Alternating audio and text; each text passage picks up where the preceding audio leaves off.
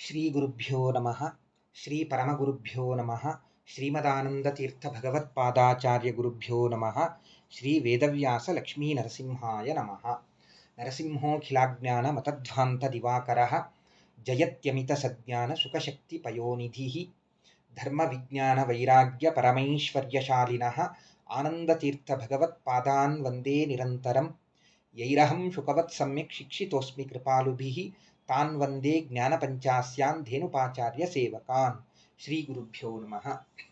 ಜಗದ್ಗುರುಗಳಾದ ಸತ್ಯಾತ್ಮತೀರ್ಥ ಶ್ರೀಪಾದಂಗಳವರನ್ನ ಭಕ್ತಿ ಶ್ರದ್ಧಾಪೂರ್ವಕವಾಗಿ ನಮಸ್ತಾ, ಕೃತಿಕಾರರಾದ ಗುರುಸಾರ್ವಭೌಮರಾದ ಶಪಾನುಗ್ರಹ ಸಮರ್ಥರಾದ ಮಹಾನುಭಾವರಾದ ರಾಜರನ್ನು ಭಕ್ತಿ ಶ್ರದ್ಧಾಪೂರ್ವಕವಾಗಿ ನಮಸ್ತಾ, ಅವರ ಹೃದ್ಗನಾದ ಭಾರತೀಶ ಮುಖ್ಯಪ್ರಾಣಾಂತರ್ಗತ ಭೂವರಾಹ ಲಕ್ಷ್ಮೀ ಹಯಗ್ರೀವ ರಮಾತ್ರಿವಿಕ್ರಮರ ಅನುಗ್ರಹ ಆಶೀರ್ವಾದ, ರಾಜರ ಅನುಗ್ರಹ ಆಶೀರ್ವಾದಕ್ಕಾಗಿ ಅವರಿಂದ ರಚಿತವಾದ ಲಕ್ಷ್ಮೀ ಶೋಭಾನ ಪದದ ವಿಚಾರವನ್ನು ತಮ್ಮೊಟ್ಟಿಗೆ ಹಂಚಿಕೊಳ್ಳುವಂತಹ ಪ್ರಯತ್ನವನ್ನು ಮಾಡ್ತಾ ಇದ್ದೇನೆ.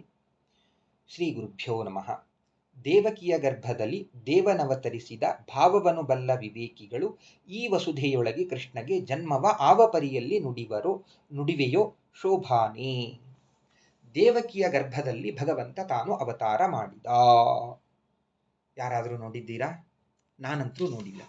ನೀವು ನೋಡಿದ್ರೆ ಅವಶ್ಯವಾಗಿ ಹೇಳಬಹುದು. ಹೆಂಗೆ ಗೊತ್ತಾಯಿತು ದೇವಕಿ ವಸುದೇವರಲ್ಲಿ ದೇವರು ಹುಟ್ಟಿದ? ಭಾಗವತದಿಂದ ಗೊತ್ತಾಗ್ತದೆ. ಶುಕಾಚಾರ್ಯರು ಭಾಗವತದಲ್ಲಿ ಈ ಮಾತನ್ನ ಹೇಳುತ್ತಾರೆ. ಇದರಿಂದ ನಮಗೆ ಗೊತ್ತಾಗ್ತದೆ. ಮತ್ತೆ ಶುಕಾಚಾರ್ಯ ಏನು ಹೇಳ್ತಾರೆ? ಆವಿರಾಸೀತ್ ಯಥಾ ಪ್ರಾಚ್ಯಾಂ. ಎಲ್ಲರ ವಿಷ್ಣು ಸರ್ವಗುಹಾಶಯ, ಎಲ್ಲರ ಹೃದಯದ ಗುಹೆಯಲ್ಲಿ ವಾಸ ಮಾಡತಕ್ಕಂತಹ ಪರಮಾತ್ಮ ಪೂರ್ವ ದಿಕ್ಕಿಗೆ ಪೂರ್ಣಚಂದ್ರ ಹೇಗೆ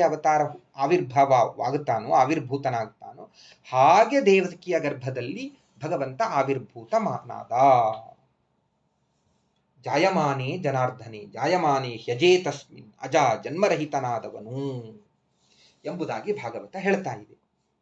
ಹೀಗಾಗಿ ದೇವಕಿಯ ಗರ್ಭದಲ್ಲಿ ಭಗವಂತ ಅವತಾರ ಮಾಡಿದ ಅಂತಂದ್ರೆ ಅದರ ನಿಜವಾದ ಅಭಿಪ್ರಾಯವನ್ನು ತಿಳಿಯುವಂತಹ ವಿವೇಕಿಗಳು ಇದ್ದಾರಲ್ಲ, ಜ್ಞಾನಿಗಳಿದ್ದಾರಲ್ಲ, ಅವರಿರುವಾಗ ಹೇ ವಾದಿ ಮೂರ್ಖ, ಭೂಮಿಯಲ್ಲಿ ಕೃಷ್ಣನಿಗೆ ಹೊಸ ಶರೀರ ಸಿಕ್ತು, ಹೊಸ ಶರೀರವನ್ನು ಸ್ವೀಕಾರ ಮಾಡಿಕೊಂಡು ಬಂದ, ಜನ್ಮವನ್ನು ಪಡೆದ ಅಂತ ಯಾವ ರೀತಿಯಿಂದ ಹೇಳ್ತೀಯ ನೀನು ಎಂಬುದಾಗಿ ಪ್ರಶ್ನೆಯನ್ನ ಮಾಡ್ತಾ ಇದ್ದಾರೆ ರಾಜರು. ಅಂದರೆ ಯಾವ ಭಾಗವತ ವಸುದೇವ ದೇವಕಿಯರಿಂದ ಕೃಷ್ಣ ಹುಟ್ಟಿದ ಅಂತ ಹೇಳ್ತಾ ಇದೆಯೋ ಅದೇ ಭಾಗವತವೇ ಗರ್ಭಸ್ತುತಿಯನ್ನ, ಬ್ರಹ್ಮಾದಿ ದೇವತೆಗಳು ಬಂದು ಗರ್ಭಸ್ತುತಿಯನ್ನ ಬ್ರಹ್ಮ ಭವಾವೂಚತುಹು ಅಂತ ಗರ್ಭಸ್ತುತಿಯನ್ನ ಹೇಳ್ತಾರೆ. ಯಾರಾದರೂ ಗರ್ಭದಲ್ಲಿ, ತಾಯಿಯ ಗರ್ಭದಲ್ಲಿ ಇದ್ದಾಗ ಬ್ರಹ್ಮರುದ್ರಾದಿ ದೇವತೆಗಳು ಬಂದು ಸ್ತೋತ್ರ ಮಾಡುವುದುಂಟೆ? ದೇವಕಿಯ ಗರ್ಭದಲ್ಲಿ ದೇವರಿದ್ದಾಗ ಅವರು ಬಂದು ಸ್ತೋತ್ರ ಮಾಡಿದ್ದಾರೆ. ಯಾರಾದರೂ ಮಗು ಶಂಖಚಕ್ರ ಗದಾಪದ್ಮಧಾರಿಯಾಗಿ ಪೀತಾಂಬರವನ್ನು ಉಟ್ಕೊಂಡು 4 ಕೈಗಳಿಂದ ತೇಜಃಪುಂಜವಾಗಿ ಆವಿರ್ಭೂತವಾಗುವುದು ಉಂಟೆ? ಜಗತ್ತಿನಲ್ಲಿ ಕಂಡಿದೆಯಾ? ಪಾರ್ಸಿ ಧರ್ಮದ ಗುರು ಜರಿತುಷ್ಟ ಹುಟ್ಟಿದಾಗ ನಕ್ನಂತೆ, ಅಳಲಿಲ್ಲ.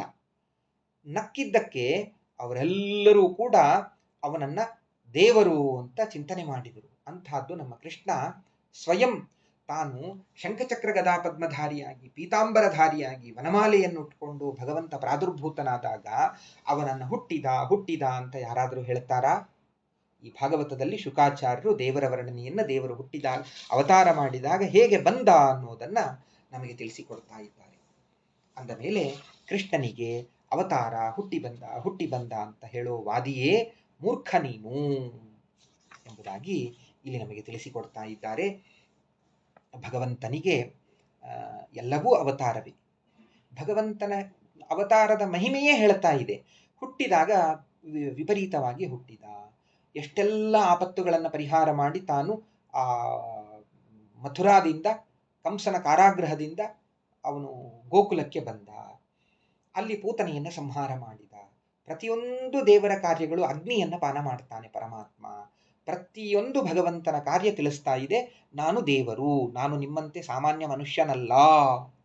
ಹೀಗಿದ್ದಾಗ ಆ ದೇವರು ಹುಟ್ಟಿ ಬಂದ ಎಂಬುದಾಗಿ ಹೇಳೋದು ಸರಿಯಾ ಎಂಬುದಾಗಿ ಈ ರೀತಿಯಾಗಿ ಯುಕ್ತಿಯಿಂದ ಉತ್ತರವನ್ನು ತಿಳಿಸ್ತಾ ಇದ್ದಾರೆ.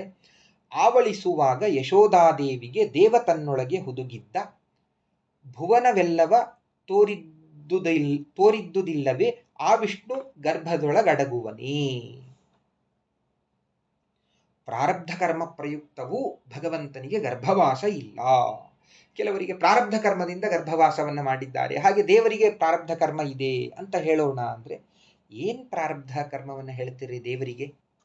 ಭಗವಂತ ಕೃಷ್ಣ 2 ಬಾರಿ ತನ್ನ ಬಾಯಿಯಲ್ಲಿ ವಿಶ್ವರೂಪ ದರ್ಶನವನ್ನ, ಶರೀರದೊಳಗೆ ವಿಶ್ವರೂಪ ದರ್ಶನವನ್ನ ಮಾಡಿಸ್ತಾನೆ. ಒಮ್ಮೆ ತಾಯಿ ಹಾಲು ಕುಡಿಸುವಾಗ ಭಗವಂತ ತಾನು ಆಕಳಿಸ್ತಾನೆ. ಆ ಪುಟ್ಟ ಬಾಯಿಯಲ್ಲಿ ಸಮಗ್ರವಾದ ಬ್ರಹ್ಮಾಂಡವನ್ನ ತಾನು ತೋರಿಸಿದ್ನಂತೆ. ಇನ್ನೊಮ್ಮೆ ಕೃಷ್ಣ ಮಣ್ಣು ತಿಂದಾಗ ಬಲರಾಮ ಹೋಗಿ ಹೇಳುತ್ತಾನೆ ಮಣ್ಣು ತಿಂದಿದ್ದಾನೆ ಅಂತ, ಬಾಯಿ ತೆಗಿ ಅಂತಂದಾಗ ಆ ಬಾಯಿಯಲ್ಲಿ ಮತ್ತೊಮ್ಮೆ ಬ್ರಹ್ಮಾಂಡವನ್ನು ತಾನು ತೋರಿಸ್ತಾನೆ. ಏನೆಲ್ಲ ನೋಡಿದ್ಲು? ವ್ರಜಂ ಸಹಾತ್ಮಾನಂ, ಆ ಬ್ರಹ್ಮಾಂಡ, ಅದರಲ್ಲಿ ಭೂಮಿ, ಅದರಲ್ಲಿ ನಂದವ್ರಜ, ಅದರಲ್ಲಿ ತಾನಿರೋದು ಎಲ್ಲವನ್ನೂ ತಾನು ಕಂಡಳು. ಅಂತಹ ಭಗವಂತ ತಾನು ತನ್ನ ಬಾಯಿಯಲ್ಲೇ ಸಮಗ್ರವಾದ ಬ್ರಹ್ಮಾಂಡವನ್ನು ತೋರಿಸಿ ಅದರಲ್ಲಿ ಯಶೋದೆಯನ್ನು ತಾನು ತೋರಿಸಿ, ಇಂತಹ ಭಗವಂತ ಸಮಗ್ರ ಪ್ರಪಂಚವನ್ನು ತಾನು ತೋರಿಸಿದ್ದಾನೆ.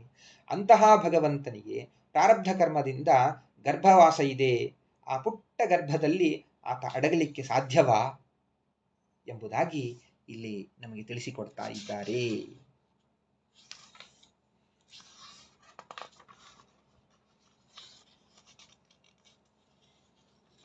ಅದಕ್ಕೆಲ್ಲ ಮತ್ತೆ ಉತ್ತರವನ್ನು ಕೊಡ್ತಾ ಇದ್ದಾರೆ. ಆನಿಯಮಾನದಲ್ಲಿ ಅಡಗಿಸಿದವರುಂಟೆ ಅನೇಕ ಕೋಟಿ ಅಜಾಂಡವ, ಅಣುರೋಮ ಕೂಪದಲ್ಲಿ ಆಳದ ಶ್ರೀಹರಿಯ ಜನನಿ ಜಠರವು ಒಳಕೊಂಬುದೇ. ಆನೆಯ ಮಾನ ಅಂದ್ರೆ ಪರಿಮಿತಿ, ಪರಿಮಾಣ. ಆನೆ ಅಂದ್ರೆ ದೊಡ್ಡ ಪ್ರಾಣಿ. ಇವತ್ತು ನಮಗೆ ಕಣ್ಣಿಗೆ ಕಾಣಿಸುವಂತಹ ಪ್ರಾಣಿಗಳಲ್ಲಿ ಆನೆ, ಶಾರ್ಕು, ವೇಲು ಅವುಗಳನ್ನು ನಾವು ನೋಡ್ಲಿಕ್ಕೆ ಸಾಧ್ಯ ಇಲ್ಲ. ಇದೆ, ದೊಡ್ಡದಾಗಿದೆ, ಸಮುದ್ರದಲ್ಲಿ ಇದೆ. ಹಿಂದಕ್ಕೆ ಒಂದು ಪ್ರಾಣಿ ಇತ್ತಂತೆ, ಗಂಡಬೇರುಂಡ ಅಂತ. ಇವತ್ತು ಅದನ್ನು ನಮ್ಮ ಕರ್ನಾಟಕ KSRTC ಬಸ್ ಸೀಟುಗಳ ಮೇಲೆ ಅದನ್ನು ನೋಡ್ತೇವೆ. ಅದು ದೊಡ್ಡ ಪ್ರಾಣಿ ಇತ್ತು ಅಂತ ಹೇಳ್ತಾರೆ. ಆಮೇಲೆ ಇವತ್ತು ಅವುಗಳು ಇಲ್ಲ. ಡೈನಾಸರ್ಸ್ ಅಂತ ಡೈನಾಸರ್ ಅವುಗಳು ಇತ್ತು, ತುಂಬ ದೊಡ್ಡ ಗಾತ್ರವನ್ನು ಹೊಂದಿತ್ತು. ಆದರೆ ಇವತ್ತು ನಮ್ಮ ಕಣ್ಣಿಗೆ ಪ್ರಸಿದ್ಧವಾದ ದೊಡ್ಡ ಜಂತು ಅಂದರೆ ಆನೆ, ಕಾಣಿಸುವಂತಹ ಜಂತು, ಓಡಾಡುವಂತಹ ಜಂತು. ಹತ್ತಿರ ಹೋಗಿ ಮುಟ್ಟಿಯೂ ನಾವು ನೋಡಬಹುದು. ವೇಲು, ಶಾರ್ಕು ಅವುಗಳನ್ನು ಮುಟ್ಲಿಕ್ಕಾಗಲ್ಲ. ಆನೆಯನ್ನ ನಾವು ಮುಟ್ಟಬಹುದು. ಆ ಆನೆಯನ್ನ ಒಂದು ಸಣ್ಣ ಅಳತೆಯ ಪಾತ್ರೆಯಲ್ಲಿ ಮುಚ್ಚಿ ಇಡ್ಲಿಕ್ಕೆ ಸಾಧ್ಯವಾ? ಅದನ್ನು ನಾನು ಮುಚ್ಚಿಡ್ತೇನೆ ಅಂತ ಅನ್ಲಿಕ್ಕೆ ಸಾಧ್ಯವಾ? ಸಾಧ್ಯವಿಲ್ಲ. ಹಾಗೆ ಭಗವಂತ ಅನೇಕ ಕೋಟಿ ಬ್ರಹ್ಮಾಂಡವನ್ನು ಅಣುವಾದ ತನ್ನ ರೋಮಕೂಪದಲ್ಲಿ ತಾನು ಇಟ್ಟುಕೊಂಡು ಆಳಿದ್ದಾನೆ. ಅಂತಹ ಭಗವಂತನನ್ನ ಜನನಿ ತಾಯಿ ತನ್ನ ಜಠರದೊಳಗೆ ಇಟ್ಕೊಳ್ಳಿಕ್ಕೆ ಸಾಧ್ಯವಾ? ಇದರಿಂದ ಭಗವಂತನಿಗೆ ಗರ್ಭವಾಸದ ದುಃಖ ಇದೆ ಅಂತ ಹೇಳಲಿಕ್ಕೆ ಸಾಧ್ಯವಾ ಎಂಬುದಾಗಿ ಹೇಳ್ತಾ ಇದ್ದಾರೆ. ಇದನ್ನ ಊನ ದೃಷ್ಟಾಂತ ಅಂತ ಕರೀತಾರೆ. ಭಗವಂತನ ಒಂದೊಂದು ರೋಮದಲ್ಲಿ ಅನೇಕ ಕೋಟಿ ಬ್ರಹ್ಮಾಂಡಗಳು ಇವೆ. ಒಂದು ಸಣ್ಣ ಪ್ರಮಾಣ, ಏಕಸ್ಮಿನ್ ಪರಕಾಲೇತು ಏಕಮಂಡಂ ಜಗದ್ಗುರು ದಶಾವರಣ ಸಂಯುಕ್ತಂ ಸೃಜತ್ಯವತಿ ಹಂತ್ಯಜಃ ನೈಕದಾಜಾಂಡ ಬಹುಲಂ ಸೃಷ್ಟುಮಿಚ್ಛತಿ ಕೇಶವಃ. ಭಗವಂತ ಪ್ರಕಾಶ ಸಂಹಿತೆಯ ಮಾತು. ಚತುರ್ಮುಖ ಬ್ರಹ್ಮದೇವರ ಒಂದು ಜೀವನಾವಧಿಯಲ್ಲಿ ಒಂದು ಬ್ರಹ್ಮಾಂಡವನ್ನ ಮಾತ್ರ ದೇವರು ಸೃಷ್ಟಿ ಮಾಡುತ್ತಾನೆ. ಅನೇಕ ಬ್ರಹ್ಮಾಂಡವನ್ನ ಸೃಷ್ಟಿ ಮಾಡುವ ಸಾಮರ್ಥ್ಯವಿದ್ದರೂ, ಬ್ರಹ್ಮಾಂಡಗಳನ್ನ ನಿರ್ಮಾಣ ಮಾಡುವ ಸಾಮರ್ಥ್ಯವಿದ್ದರೂ ಮಾಡೋದಿಲ್ಲ ದೇವರು. ಒಂದೇ ಬ್ರಹ್ಮಾಂಡವನ್ನ ಸೃಷ್ಟಿ ಮಾಡುತ್ತಾನೆ. ಮತ್ತೆ ಹೀಗಿದ್ದಾಗ ಅದನ್ನೇ ಸಂಹಾರ ಮಾಡ್ತಾನೆ, ಪಾಲನೆ ಮಾಡ್ತಾನೆ, ಎಲ್ಲವನ್ನೂ ಮಾಡ್ತಾನೆ. ಅನೇಕ ಕೋಟಿ ಅಜಾಂಡವನ್ನ ಅಣುರೋಮ ಕೂಪದಲ್ಲಿ ಅಂತ ಹೇಗೆ ಹೇಳಿದರು? ಸಂದೇಹ ಬರ್ತದೆ. ಅದಕ್ಕೆ ಏಕಂ ರೂಪಂ ಹರೇರ್ನಿತ್ಯಂ ಅಚಿಂತ್ಯೈಶ್ವರ್ಯ ಯೋಗತಃ ಬಹುಸಂಖ್ಯಾ ಗೋಚರಂಚ ವಿಶೇಷಾದೇವ ಕೇವಲಂ. ಭಗವಂತನ ಒಂದು ವಿಶ್ವರೂಪ, ಸರ್ವತೋನಂತರೂಪಂ ಅಂತ ಅದಕ್ಕೆ ಆ ಮಾತಿಗೆ ಅನುಗುಣವಾಗಿ ಅನಂತ ರೂಪಗಳಾಗಿ ಭಗವಂತನ ಅಚಿಂತ್ಯ ಶಕ್ತಿಯಿಂದ ಹೇಗೆ ಕಾಣಿಸಬಲ್ಲದೋ ಹಾಗೆ ಭಗವಂತನ ಅಚಿಂತ್ಯ ಸಾಮರ್ಥ್ಯದಿಂದಾಗಿ ಬ್ರಹ್ಮದೇವರು ಅನೇಕ ಕೋಟಿ ಸಂಖ್ಯೆಯಲ್ಲಿ ಭಗವಂತನ ರೋಮಕೂಪದಲ್ಲಿ ನೋಡಿದರು. ಇದ್ದದ್ದು ಒಂದೇ ಬ್ರಹ್ಮಾಂಡವೇ. ಆ ಭಗವಂತ ಅವರಿಗೆ ಅನೇಕ ಕೋಟಿ ಬ್ರಹ್ಮಾಂಡಗಳನ್ನು ತನ್ನ ಒಂದು ರೋಮದಲ್ಲಿ, ಆ ರೋಮದ ಕೂಪ, ಆ ಸ್ವಾರಸ್ಯವನ್ನು ನೋಡ್ರಿ. ಆ ತೆಗ್ಗಿನಲ್ಲಿ ರೋಮದಲ್ಲಿರುವಂತಹ ಲೋಮ ಅಂದ್ರೆ ಶರೀರದ ಮೇಲೆ ಇರುವಂತಹ ಕೂದಲು, ಅದರಲ್ಲಿರುವಂತಹ ಒಂದು ತೆಗ್ಗಿನಲ್ಲಿ ಅನೇಕ ಬ್ರಹ್ಮಾಂಡಗಳನ್ನ ಭಗವಂತನ ಕೂದಲಿನಲ್ಲಿ ಬ್ರಹ್ಮದೇವರು ತಾವು ಕಂಡರು ಅಂತ ಹೇಳ್ತಾ ಇದ್ದಾರೆ. ಒಂದು ಆನೆಯನ್ನ ಪುಟ್ಟ ಸಾಮರ್ಥ್ಯದಲ್ಲಿ ಪಾತ್ರೆಯಲ್ಲಿ ಇದರಲ್ಲಿ ಇಡ್ಲಿಕ್ಕೆ ಸಾಧ್ಯವಿಲ್ಲ.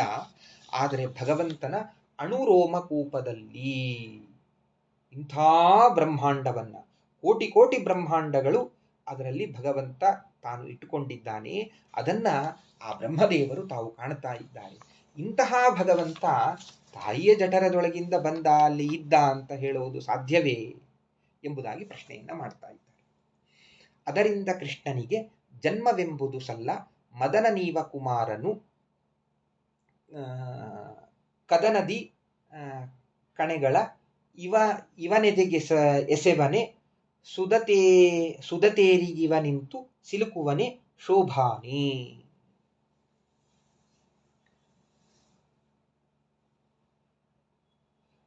ಜನನಿಯ ಜಠರದಲ್ಲಿ ಅವನು ಕಾಣಿಸಿದ್ದಾನೆ ಅಂದಾಕ್ಷಣಕ್ಕೆ ಶ್ರೀಕೃಷ್ಣನಿಗೆ ಜನ್ಮ ಇದೆ ಅಂತ ಹೇಳೋದು ಸರಿಯಲ್ಲ. ಆ ಜನನಿಯ ಜಠರದಲ್ಲಿ ಅಖಿಲಾಂಡ ಕೋಟಿ ಬ್ರಹ್ಮಾಂಡಗಳನ್ನ ರೋಮಕೂಪದಲ್ಲಿ ಇಟ್ಟುಕೊಂಡಂತಹ ಆ ಭಗವಂತ ಆ ಜನನಿಯ ಜಠರದ ಒಳಗೆ ಹೇಗೆ ಅವನು ಸೇರ್ಲಿಕ್ಕೆ ಸಾಧ್ಯ ಎಂಬುದಾಗಿ ಒಂದು ಮಾತನ್ನು ಹೇಳಿ, ಒಟ್ಟಾರೆ ಇಲ್ಲಿಯವರೆಗೆ ಕೃಷ್ಣ ಪರಮಾತ್ಮನಿಗೆ ಜನನ ಮರಣಗಳೆಂಬ ದೋಷಗಳು ಇಲ್ಲ ಅನ್ನೋದನ್ನ ಸ್ಪಷ್ಟವಾಗಿ ಇಲ್ಲಿ ನಮಗೆ ತಿಳಿಸಿಕೊಡ್ತಾ ಇದ್ದಾರೆ.